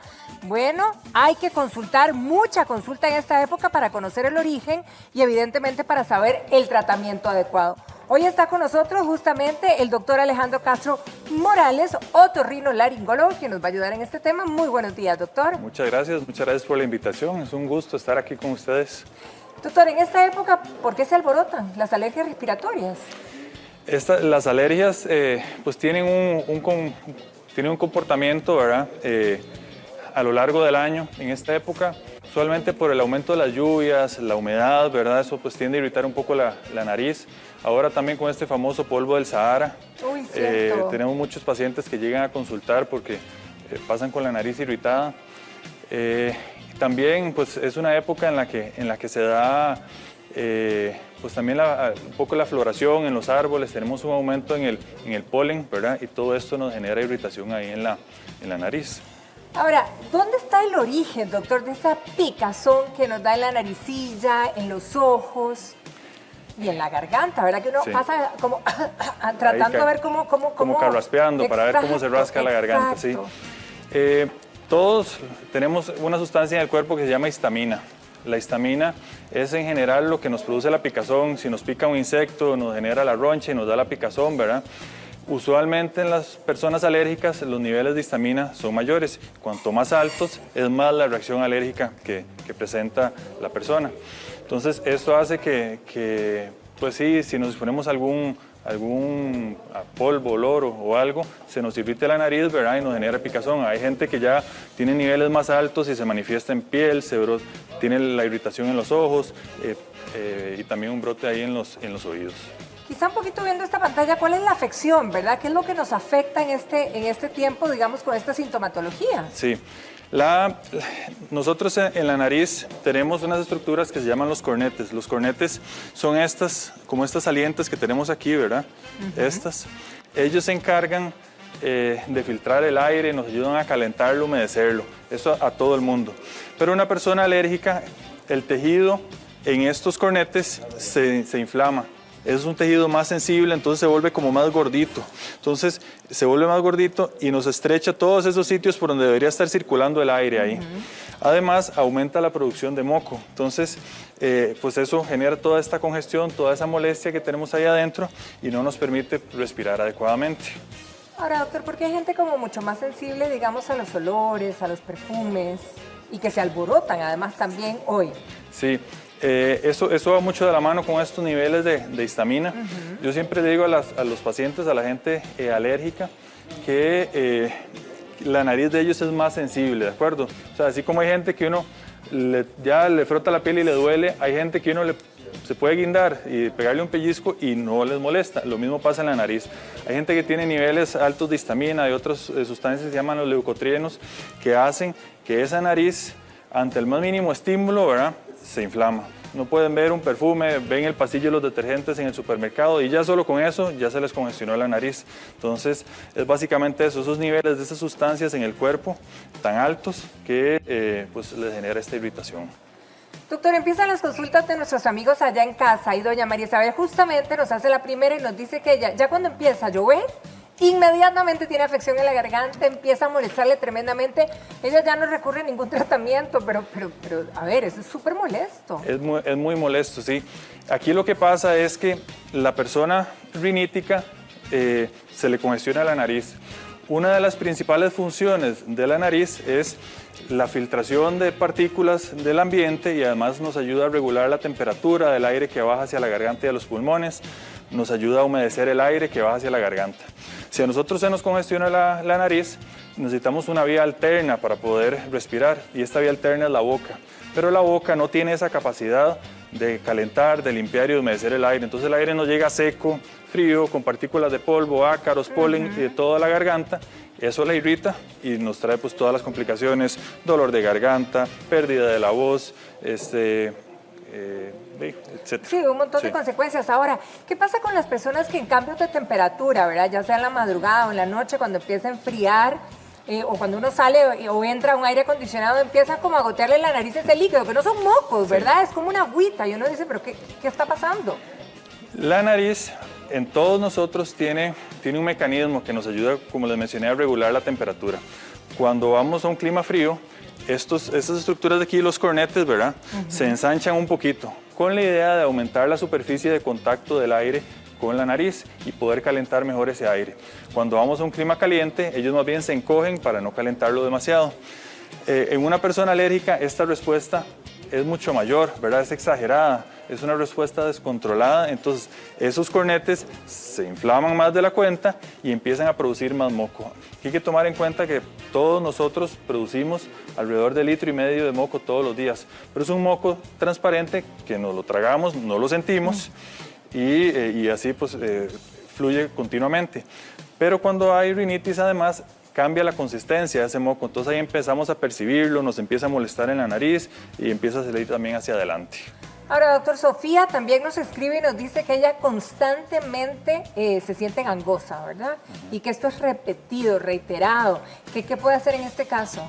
¿O qué podría estar originándole esto, verdad? Sí, uno usualmente lo primero que hace con los pacientes que pasan con congestión nasal, lo que le recomiendo número 1 es tratar de evitar todos aquellos factores ambientales que le pueden estar generando problemas, ¿verdad?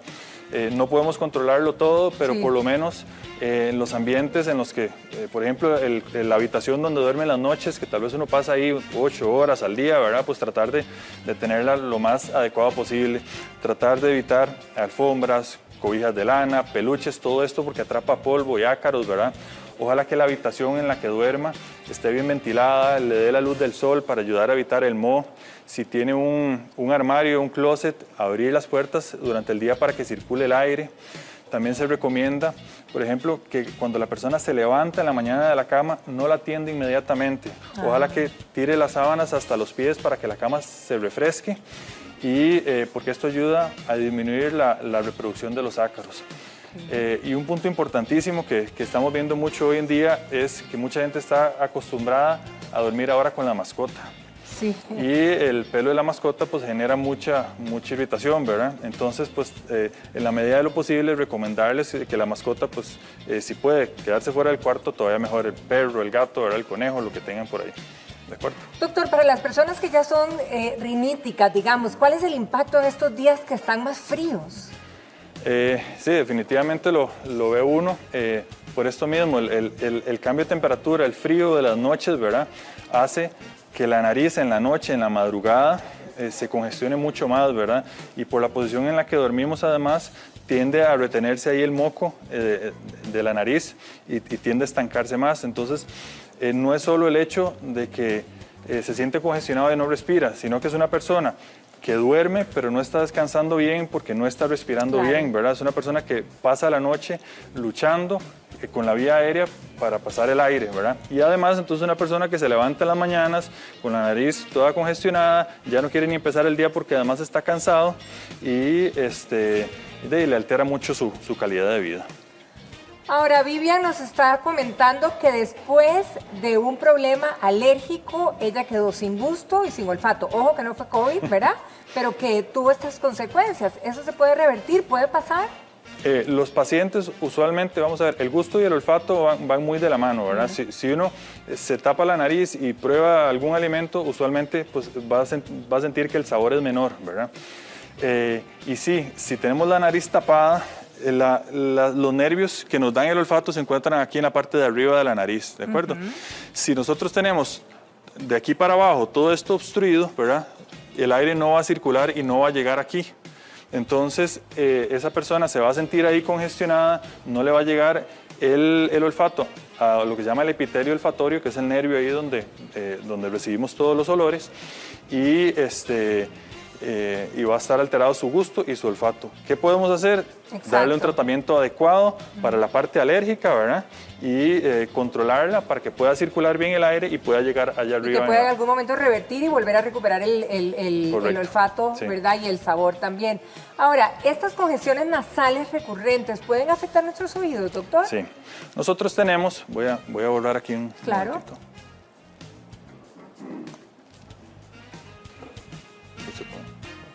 No me borré. No sé. Bueno, nosotros tenemos en la parte de atrás de la nariz. Doctor, nos quedamos en conducta. Ese. No aceptar. Okay. Bueno, dele. Nosotros bueno, tenemos, sí, ya se borró. En la parte de atrás de la nariz tenemos, de hecho que aquí se ve, tenemos... bueno, nos marcó otra cosa. Nos quedó el borrador. Ajá.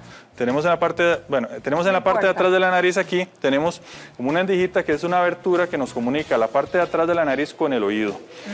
Y esa endijita ahí lo que nos ayuda es a ventilar el oído medio. Ese oído necesita estar constantemente ventilado para funcionar bien. Si tenemos una congestión ahí en la nariz y se nos obstruye y no circula bien el aire, no llega aire al oído y eso lleva un proceso inflamatorio ahí que incluso puede llevarlo a infecciones también. Entonces, ¿cómo lo contrarrestamos? Tratando la parte alérgica ahí en la nariz. Perfecto. ¿De acuerdo? Doctor Castro, muchísimas gracias. Con muchísimo gracias gusto. por todas las recomendaciones, a cuidarnos. Exactamente. Y a llamar al doctor si estamos frente a una situación de alerta, ¿verdad? Así es. Que tengo feliz día, doctor. Muchísimas Muchas gracias.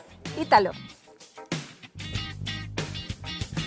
Qué incómodo cuando se inflama el párpado, duele, pica, además visualmente la gente no le gusta cómo se ve y uno tiende a hacer remedios caseros y esto le puede salir muy caro. Hoy tenemos al doctor Ortiz, oftalmólogo. Bienvenido, doctor. Muchas gracias por la invitación. Doctor, ¿por qué es que aparecen los orzuelos? Pero los orzuelos, anatómicamente hay dos partes del párpado, el cual, digamos, podemos dividirlo en una sección anterior y una sección posterior. La sección anterior está, digamos, unas glándulas más pequeñas que son donde se producen los orzuelos, en la parte anterior, y en la parte posterior normalmente están las glándulas de meibonio que producen lo que se llaman los chalaciones. ¿Okay? Los orzuelos se producen por una obstrucción y los chalaciones también por una obstrucción del conducto de salida del aceite que se produce en los párpados como parte de la lágrima. Entonces, una obstrucción en esa zona produce que se acumule el aceite y entonces, consecuentemente, al estar, digamos, sin flujo, pues está muy, muy sensible a una infección y, consecuentemente, se hace el orzuelo o el chalación. Vamos a ver algunos ejemplos, doctor, para verlos en vivo. Por ejemplo, este que tenemos aquí ya está inflamado, pero todavía no se le ha hecho como la bolita de pus, ¿verdad? Sí. Eso puede ser cualquiera de los dos, pero realmente lo más probable es que sea un chalación, porque compromete, es una glándula más grande y consecuentemente se hacen usualmente, es un proceso infeccioso activo, el cual pues se distribuye usualmente por debajo de la piel, digamos, con todos los factores inflamatorios que vienen en esa zona. ¿Qué tanto puede inflamar, doctor? Mire, yo he visto personas que se les inflama desde casi hasta la ceja como prácticamente hacia la mejilla, ¿verdad? Sí, hay gente... ¿Qué hay que hacer si ya llegamos a este caso de inflamación? Mira, ese caso de inflamación, pues si es ya muy severo, pues habría que utilizar pues, antibióticos incluso orales, pero eso es realmente una situación menos común y es, digamos, algo que normalmente no se da, digamos, tan frecuentemente. Entonces, pues con antibióticos uno trata eso, pero normalmente casi siempre el tratamiento es a nivel local, con antibióticos, con compresas, etc. Doctor, ¿cuánto puede durar un orzuelo tan común como este que estamos viendo? Mire, le voy a contar, los orzuelos son glándulas, se producen glándulas más pequeñas, por lo cuales a la gente pues sencillamente se le hace la inflamación. Es raro que acudan al oftalmólogo por eso, porque realmente ya cuando quieren ir donde el oftalmólogo posiblemente ya drenó, ya salió pus y se curan rápidamente. Entonces generalmente los orzuelos se curan rápidamente. Los chalaciones, al contrario, como es una glándula más grande, pues entonces ¿qué es lo que sucede con la chalación? Que se produce una inflamación crónica, se va, digamos que poco a poco desinflamando y va quedando una pelotita que normalmente pues puede tardar varias semanas, puede tardar hasta varios meses. ¿Cuál es la diferencia entre el orzuelo y el chalación, doctor? El orzuelo, una glándula más pequeña, que normalmente están más adelante y consecuentemente son los que usualmente drenan por sí mismos espontáneamente, y los chalaciones pues es una glándula más grande que se llama la glándula de meimbonio, que también produce aceite, pero produce una inflamación crónica que generalmente no drena, y si drena pues puede drenar, pero persiste el problema y normalmente hay que tratarlo. Ahí estamos viendo el legítimo orzuelo, doctor. Eso parece más un chalación, que un orzuelo, sí. Porque es que también se llena de pus. ¿Puede ser arriba o abajo independientemente? Puede ser, uno tiene más o menos 50 glándulas, digamos, de meimbonio arriba, unas 25, 30 abajo usualmente. Entonces, dependiendo de cada quien y por qué le da a cada persona. Mire, hay algo muy importante, que es las personas que pueden tener problemas dermatológicos, que pueden llegar a tener, digamos, una rosácea, que es un trastorno de los lípidos de la piel, que puede ser una infección por ácaros, o puede ser una infección por bacterias, que puede estar irritando el borde del párpado, y eso hace que se tape el conducto de salida, ya sea de la glándula meimbonio o de las otras glándulas que se llaman desisomol, que esas son, digamos, los que producen los orzuelos, y entonces esa obstrucción es lo que produce eso.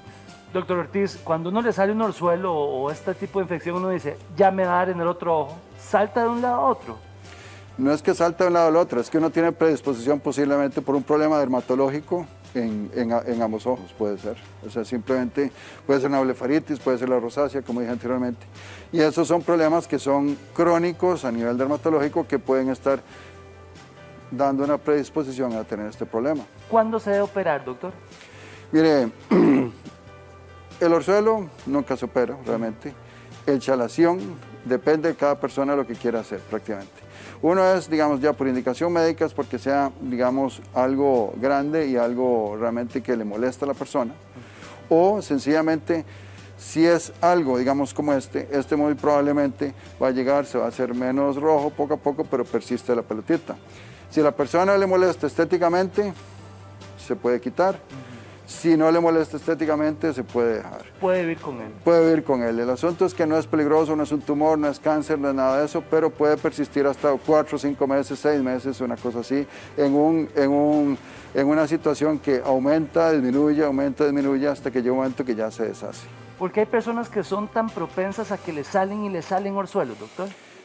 Como decía anteriormente, los problemas dermatológicos son de lo que más predispone a este tipo de lesiones, como lesión rosácea, que es un problema de los lípidos, y digamos lo que se llama la blefaritis, que también se predispone mucho por estos problemas.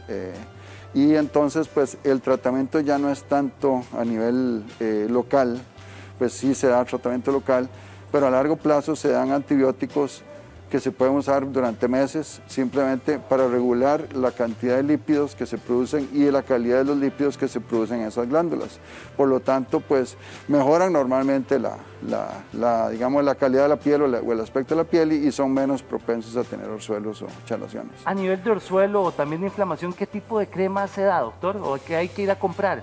Mire, es un típicamente antes se daba lo que se llama la tetraciclina, ya en nuestro país ya no está disponible, pero entonces se da un antibiótico, normalmente puede ser tobramicina, fusiftalin, que también puede ser, son varios tipos de antibióticos que se pueden poner, y eso ayuda mucho en los orzuelos. En los chalaciones, si usted los trata de una forma temprana, puede corregirlos prácticamente en una forma, digamos, inmediata, en el sentido que lo que hay que hacer es tratar de extraer el tapón que está bloqueando la glándula, y entonces sencillamente con eso se corrige. Pero eso se hace con calor, puede ser el té de manzanilla. También el tecito el encima. El té de manzanilla, una bolsa de té de manzanilla ayuda para derretir un poco el tapón y ver si uno con masaje y eso puede lograr desbloquear la glándula, y entonces que salga la secreción y consecuentemente ya se curaría. Doctor Ortiz, le agradezco mucho. Ok, muchas gracias por la invitación. Corte comercial, y aquí le vamos a decir cómo quitar la grasa de su cabello sin resecarlo. Aquí tenemos la receta por si le está pasando esto. Ahí lo tenemos, ese pelo brillante que usted quiere, lo puede conseguir. Y vea la delicia que tenemos en la cocina. pastel de hongos. ¿Cómo hacerlo? Se lo vamos a decir después del corte. Muchísimas gracias. Y bueno, algunas personas se hacen la pregunta ¿por qué tengo el cabello tan grasoso y por qué otras personas no? ¿Cuál es la razón? Es por esto que el día de hoy me acompaña el estilista Ricardo Gamboa, que nos va a ayudar con toda esta situación, porque a veces no sabemos por qué tenemos el cabello grasoso. Ricardo, ¿cómo estás? Muy bien, ¿y usted, María Teresa, cómo está? Gracias a Dios, muy bien. Contanos por qué a veces tenemos el cabello tan grasoso y qué podemos hacer para no resecarlo también. Bueno, hay dos factores por la cual a veces tenemos exceso de grasositud, ¿verdad? A veces cuando vamos al gimnasio y aceleramos nuestro nivel de torrente sanguíneo, estamos estimulando la glándula sudorípara en nuestros folículos, entonces el folículo se dilata y hace que secrete más la glándula sebácea en el cabello. Entonces, eso es un gran ejemplo a la hora del gimnasio, el ejercicio, que al estimular la glándula sudorípara se dilata y secreta más grasa. El otro ejemplo es cómo lavarnos nuestro cabello. A veces tenemos la idea errónea de que al frotar con la yema de los dedos el cráneo, arrancamos nosotros la grasa, y eso está mal. Para eso están diseñados los champús, ¿verdad? Ellos tienen unas moléculas astringentes y agentes limpiadores que son los que crean la espuma y son los que van a limpiar el cabello. No somos nosotros frotando de esta manera el cabello. Muy bien. Sé que traes varias opciones para poder combatir con la grasa del cabello, pero sin resecarlo. ¿Cuál sería la primera opción? Tenemos la primera opción, que es una mascarilla de limón con clara de huevo.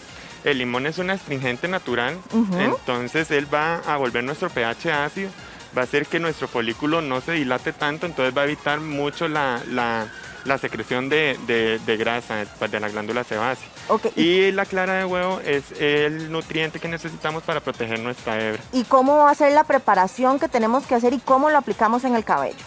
Bueno, la que vamos a aplicar, vamos a revolver nuestro limón. Y así con la yema, la clara y todo, el huevo. Okay. Lo importante es cómo lo aplicamos en el cabello. ¿Cómo hay que aplicarlo? Con suavidad, no se tiene que frotar, porque al masajear estamos estimulando la glándula sebácea y va a hacer que secrete más. Entonces, lo vamos a revolver. Bueno, pongan mucha atención en casa porque aquí estamos en mascarillas, preparación inmediata.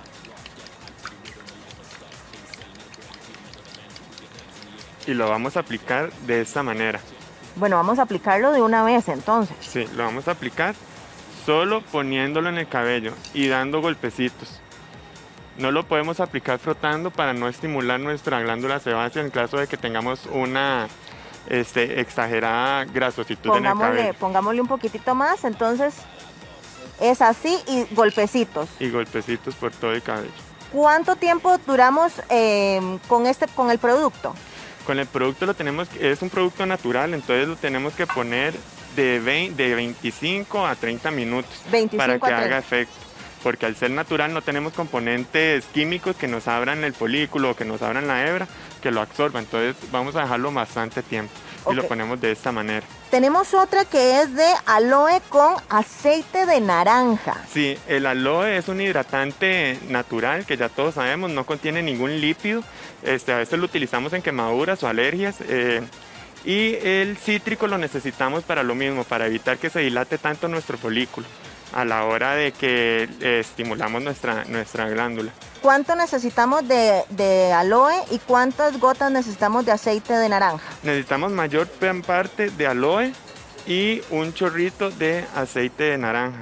Lo que vamos a hacer con el cítrico es evitar la grasositud, ¿verdad? Vamos otra vez a volver nuestro pH un poco más ácido.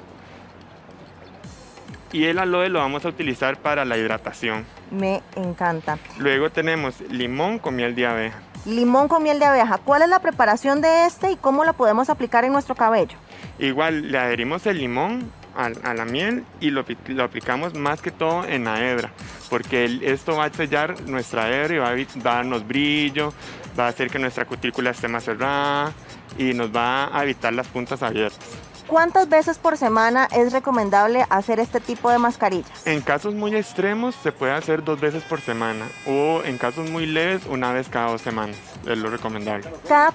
¿En qué momento vamos a ir notando el cambio de ya ver nuestro cabello tan grasoso y demás, ahora ya verlo hidratado? En el momento en que cambiemos nuestra forma de lavado, en el momento en que cambiemos productos, ¿verdad? Que a veces decimos es hidratante, pero ¿qué tanta hidratación nos va a dar en el cabello, verdad? Porque a veces la hidratación se nos convierte en grasa y nos da unos cabellos muy pesados. Exacto. Entonces, y eso no queremos. Eso no queremos. Entonces, digamos, si cambiamos nuestra manera de lavado, ya no nos frotamos el cabello, sino lo amasamos de esta manera para que la misma fricción de nuestro cabello sea quien nos lo lave y no la yema de los dedos haciendo un masaje muy brusco. Ricardo, muchas gracias porque gusto. hoy nos quitaste muchas preguntas que teníamos acerca de los cabellos grasos. Pero bueno, nos vamos a un corte comercial y al regresar les voy a hacer la boca agua con un pastel de hongos que, damas y caballeros, yo a ustedes no les puedo explicar la delicia. Eso después del corte aquí en la Casa de Giros.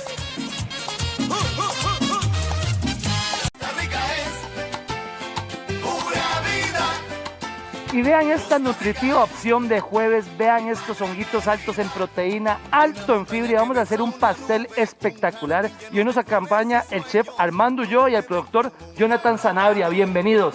Bienvenido. Jonathan, para este pastel que vamos a hacer hoy, de estos hongos, ¿cuáles utilizan? Ok, buenos días para todos. En este caso, el pastel que va a preparar nuestro compañero puede llevar hongos de todo tipo, desde el champiñón blanco, el crimini o el portobelo. Eso va a depender mucho de la escogencia de la persona que lo va a preparar. Jonathan, ¿cómo escogemos un honguito fresco de calidad?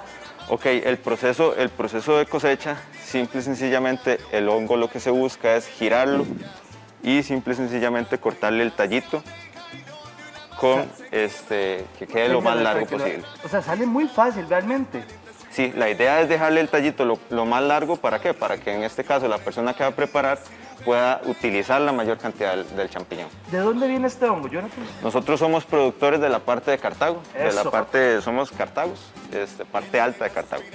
Digamos, una camita de hongos, ¿hasta cuántos hongos pueden producir? Nosotros estamos estimando que podemos estar produciendo alrededor de 20 kilogramos por cada metro de hongo que tengamos, de compost ya produciendo. Esto está muy interesante, vamos el proceso de la tierra, ¿qué es lo que tiene? ¿Qué son estas partes blancas? Y además el hongo, ¿cuánto dura para salir y estar así listo? Ok, una vez que nosotros colocamos, para poder llegar a tener estos hongos que vemos acá en pantalla, estamos planeando que tenemos un tiempo de alrededor de 18 a 22 días para empezar a tener estos peines pequeñitos. Ya para empezar, ya lo que es un hongo de este tamaño, sí le tenemos que agregar alrededor de unos 5 días más. 5 días más, ya para que esté listo. Ya para que esté listo para un tamaño de cosecha adecuado. Chef Armando, receta del pastel de hongos delicioso de jueves. Bueno, aquí pues, ya hemos adelantado varias cosas, ¿verdad? Por acá tenemos el pastel, entonces vamos como a realizar el tipo de relleno, ¿verdad? Que es lo que vamos a hacer hoy. Entonces, mi recomendación es, antes de utilizar el tipo de hongo, porque es muy húmedo, ¿verdad? Tiene un 90% de humedad o líquido, es mejor sellarlo, porque a la hora que hacemos el relleno va a quedar completamente líquido. Entonces, ¿cómo lo selló, chef? Aquí tenemos un sartencito, ¿verdad? Lo que vamos a hacer es agregar un poquito de aceite. El sartén siempre tiene que estar bien caliente. Vea qué calidad de hongos, chef Armando. Podemos agregarle cebolla, podemos agregarle especies, ¿verdad? En este caso, chinearlo. Lo que hacemos es saltearlo a una temperatura bien caliente para que él se selle y mantenga sus jugos, ¿verdad? Y eso es cierto, porque el hongo reduce un montón ese montón de hongos que puse, que se me hicieron. En este caso, bueno, para ir adelantando, ya nosotros pues hemos trabajado, ¿verdad? Un hongo ya salteado. Listo, entonces vamos como a realizar el tipo de relleno, que en este caso lo vamos a hacer con quesos. Entonces aquí tenemos los 3 tipos de hongos. Usamos desde champiñón blanco, portobelo, crimini, ¿verdad? Todo lo que produce Jonathan ahí en Cartago. Correcto. En este caso usamos queso crema. Queso crema, eso es lo que amarra, ¿verdad, Armando? Sí, exacto. Y el queso mozzarella. Para darle el toque. Exacto. Entonces la técnica está en empezar a mezclar. Unificar todos esos sabores, ¿verdad? Exacto. ¿Cuántos kilitos de hongo utilizó? Normalmente usamos para este pastel casi medio kilo. Medio kilo de hongo. Sí, okay. Porque como les comento, es bastante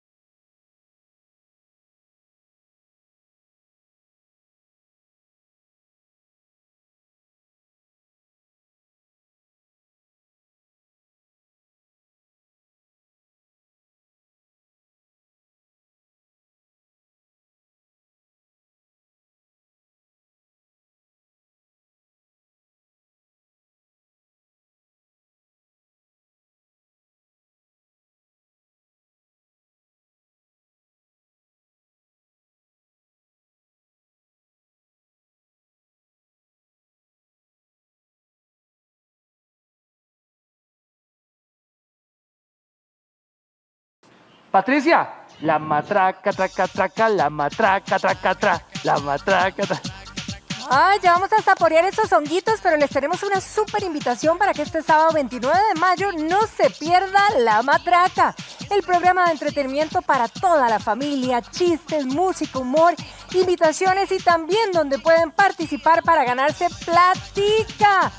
Todo en La Matraca. Anótelo ya. Bueno, donde sea que sea, ponga aquí su post para que le recuerde que este sábado, 8 de la noche en punto, La Matraca por Canal 6. Sábados a las 8 de la noche es su cita con toda la familia.